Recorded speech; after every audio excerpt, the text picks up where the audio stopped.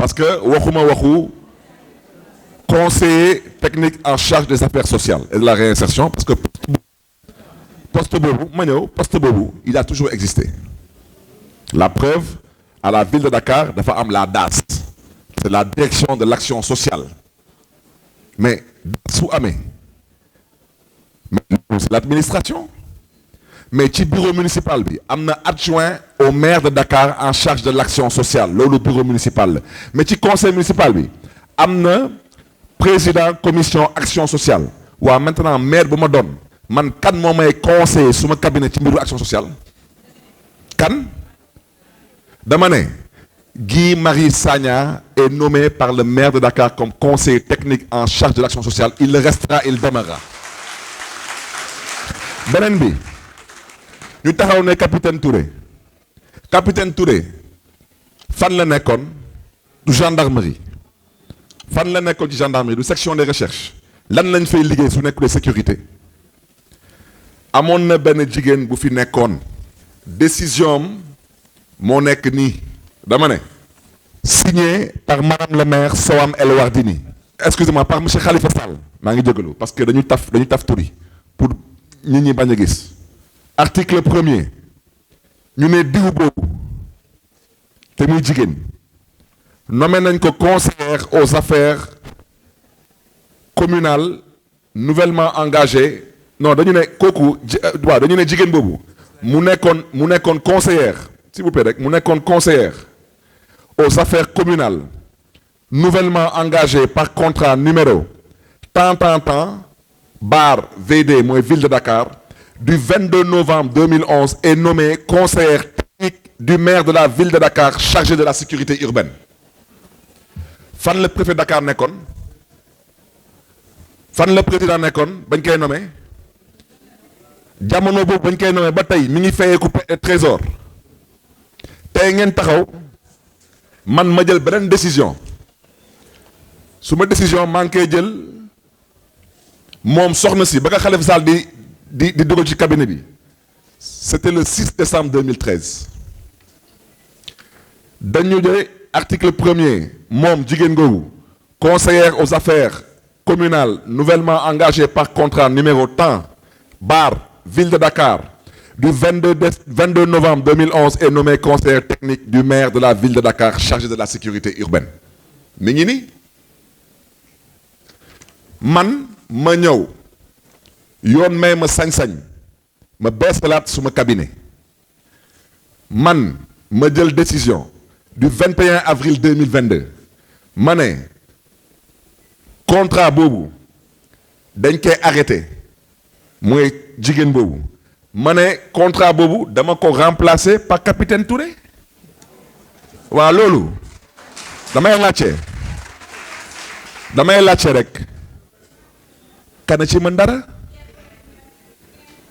ñu ne ma dafa am benn waaye bu taxaw fa leen nekk xaw maay wax organigramme maa ngi koy xaar fii laa koy xaar dama ne ces gens sont membres du cabinet et ils resteront membres du cabinet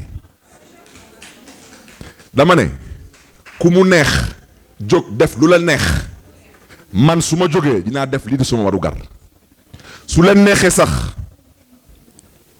dites à qui de droit même de bloquer même les salaires au trésor, je dirais à qui de droit de faire ce qu'il a à faire pour que les personnes qui ont contracté avec la ville de Dakar puissent honorer leurs engagements avec la ville de Dakar et que la ville de Dakar puisse aussi honorer ses engagements avec ces personnes, c'est tout.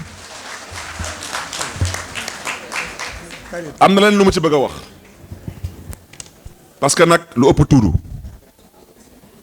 dama ne lu ëpp tuuru te nag xeex su jotee ku xeexul doo gor doo doomu gor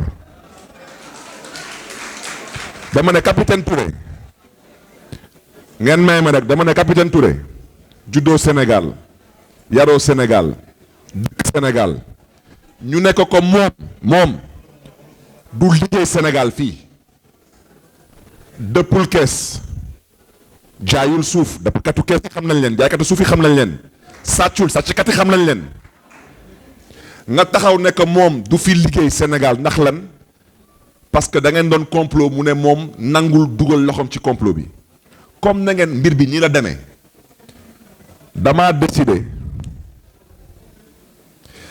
saisir le bureau de l'Organisation internationale du travail parce que on va vous apprendre à vous battre.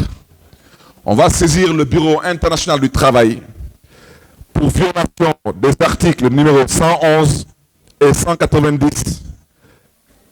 Et je le rappelle, nous allons interpeller le bureau de l'Organisation internationale du travail, ainsi que les centrales syndicales, sur la discrimination, la violence et le harcèlement dont font victimes le capitaine Touré et Guy Marius Sagna.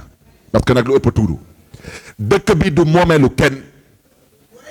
Dëkk bi 1960 la amee indépendance. Président Senghor nekk président dem. Président Abdou Diouf ñëw dem. Président Abdoulaye Wade dem.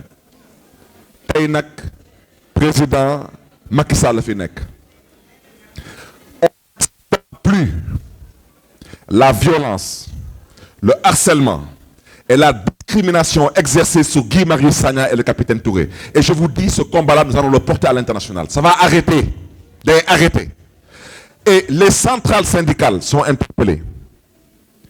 Le maire de Dakar que je suis, je refuse à partir d'aujourd'hui de cotiser dans n'importe quelle centrale syndicale qui ne respecte pas aujourd'hui un minimum de décence. Et je refuse de reconnaître un quelconque responsable syndical qui confond pomme de terre et Angleterre. Monsieur le maire. S'il y a des syndicalistes